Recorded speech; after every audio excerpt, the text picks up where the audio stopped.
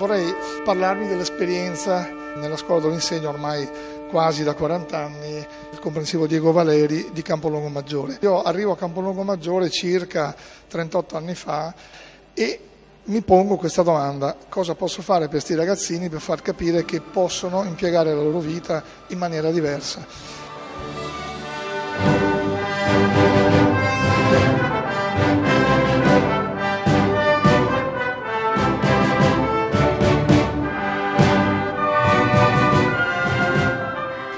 E faccio partire in qualche modo un progetto musicale. Nel giro di qualche anno arriviamo ad ottenere le condizioni per partecipare a quello che io chiamo il progetto che ci ha cambiato la vita. L'allora ministro Berlinguer, 1999-2000, emana un bando per richiedere dei finanziamenti per attivare dei laboratori musicali che, se non ricordo male, dovevano essere 800 in tutta Italia e invece mi pare si siano fermati a 200, perché poi è cambiato il governo, sono cambiate certe cose e noi siamo rientrati nel 2000 in uno di quei 200 laboratori musicali. Abbiamo ottenuto un finanziamento.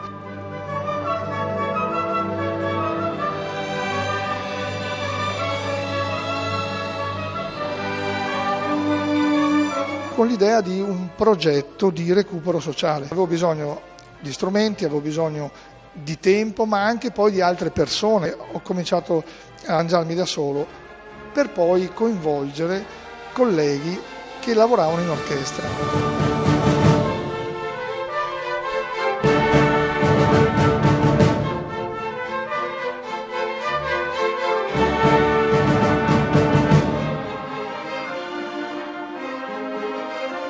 Ci siamo ispirati al sistema Abreu e il progetto è cresciuto. Abbiamo comprato strumenti che diamo gratuitamente ai ragazzi. I miei ragazzi che 20 anni fa sono partiti e che oggi si sono tutti laureati, hanno continuato il conservatorio e stanno restituendo quello che hanno avuto al progetto.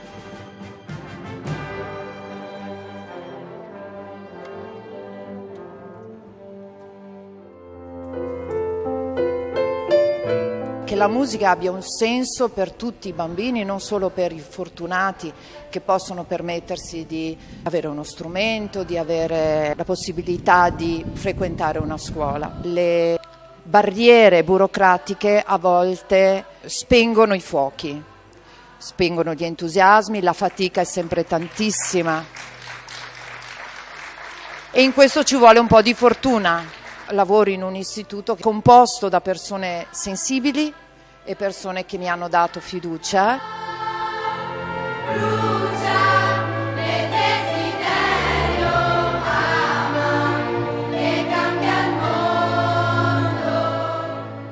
Io ho scelto di lavorare con un unico coro, è un coro vocale che segna intanto che canta.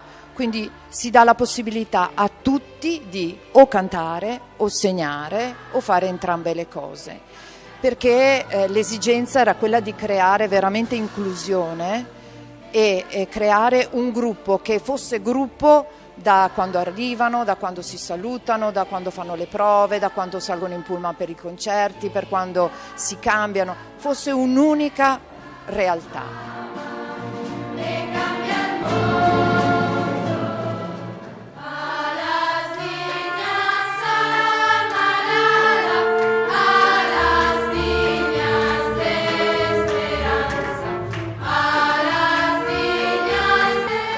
Il movimento orchestrale è riconosciuto come un'opportunità di sviluppo personale, intellettuale, sociale e professionale.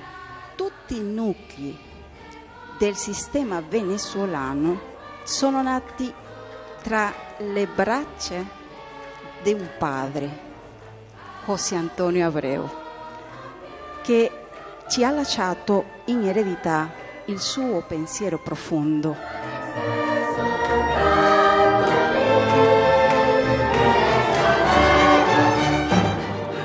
Chi vive un'orchestra e un coro pratica la concertazione, principi e competenze favorevoli al lavoro in gruppo, al leadership, alla responsabilità, alla costanza, alla solidarietà, all'impegno, al valore dello sforzo personale per raggiungere gli obiettivi proposti e il valore, il contributo individuale alla relazione collettiva. Il coro de Manos Blancas è uno spazio educativo e artistico in cui si riunisce un gruppo di persone con e senza disabilità, in cui la voce emerge contemporaneamente al gesto con movimenti coordinati. Il simbolo guanti bianco rappresenta la risonanza nella stessa frequenza. Questa pratica artistica è condotta da 2 direttori che si coordinano insieme.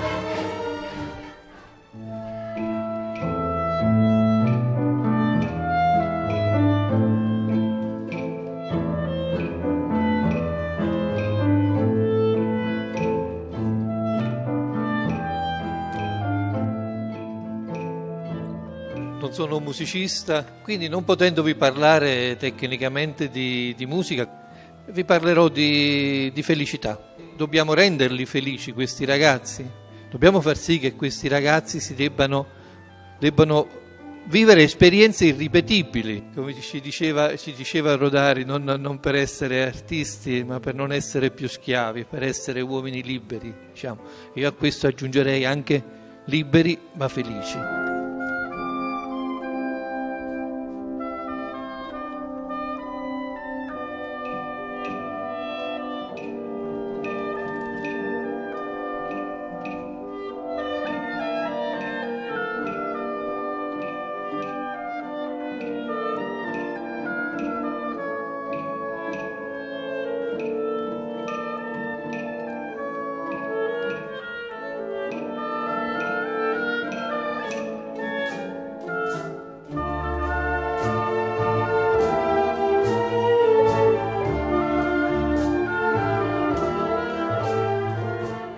I progetti si basano su delle persone e quindi c'è una riflessione importante da fare, una riflessione sulla leadership. La leadership basata sulla capacità di trasferire emozioni positive generando azioni positive.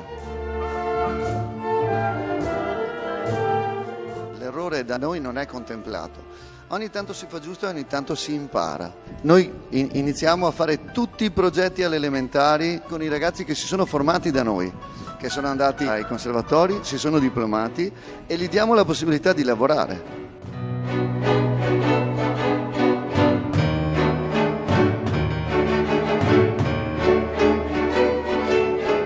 È un ciclo virtuoso che ha un'incidenza sociale veramente grande. Dobbiamo formare persone che hanno la capacità di innescare sentimenti positivi. Il leader è un leader emozionale, il docente dovrebbe essere un leader emotivo.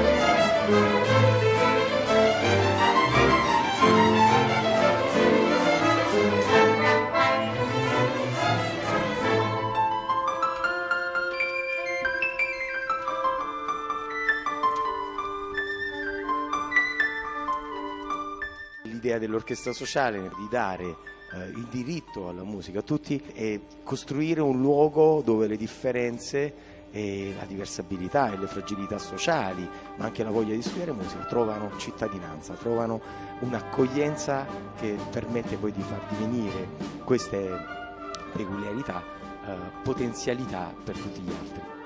Creare un contesto di apprendimento motivante dove i ragazzi potessero appunto essere stimolati ad apprendere ognuno secondo i propri canali. L'apprendimento attraverso la pratica, attraverso il fare e non necessariamente attraverso la verifica dell'apprendimento cosiddetta tradizionale.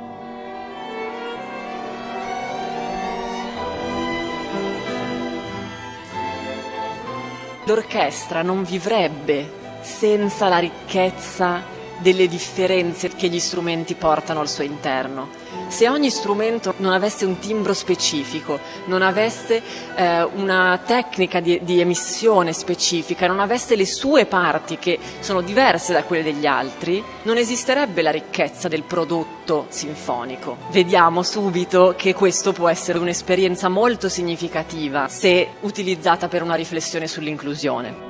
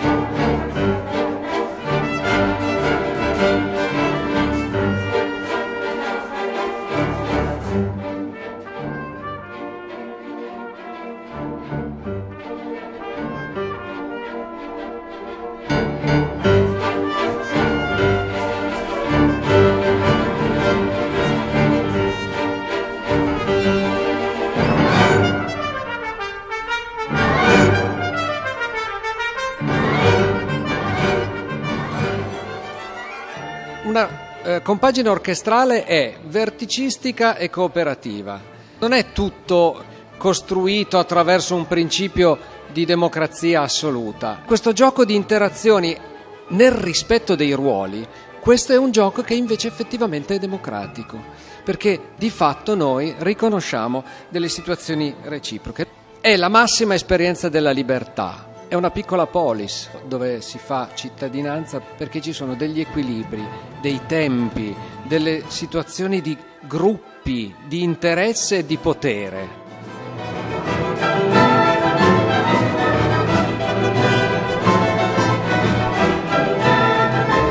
Dentro quel contesto c'è un contesto di accettazione che può anche avere lo strumento del gioco, dell'ironia, che è l'elemento chiave attraverso il quale si promuove il principio della motivazione.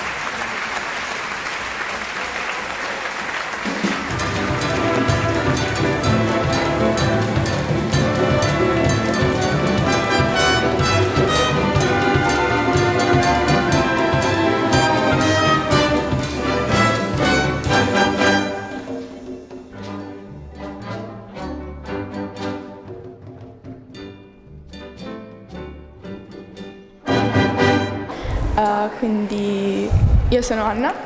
Io sono Vittoria. E siamo sorelle. Purtroppo.